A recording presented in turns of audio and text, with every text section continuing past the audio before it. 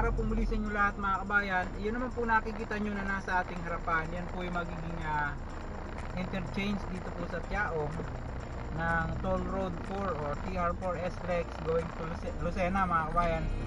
Titingnan po natin kung ating pong makukuhanan siya ng counting video upang ma-share po sa inyo yung po mga latest development po dito.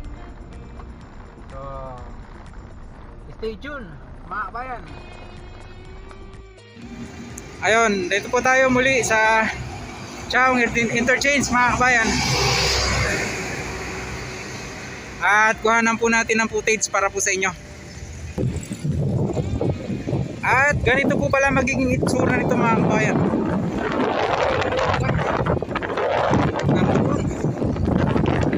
At maging hanggang doon po sa kabila ay meron rin siyang mga malalaking haligi. Kita nyo yun, oh. Ayun.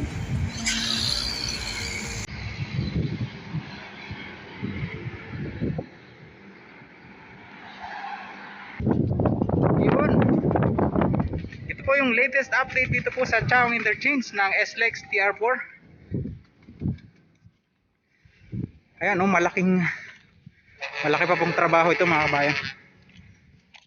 Ganda. Hanggang doon. Ang luwang po pala nito. Yan, no? So hanggang dyan na lang po muna yung ating pong na-share sa inyo dito po sa Tiaong Interchange ng SLEX TR4 or Toll Road 4. SLEX po ito papunta ng Lucena from Santo Tomas.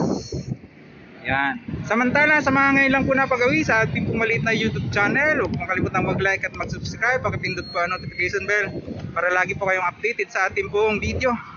Ito pong muli si Kabang Alex Alexander Beruela, lagi po nagpapaalala, lagi po tayong malalangin at magpasalamat sa Diyos mga kabayan.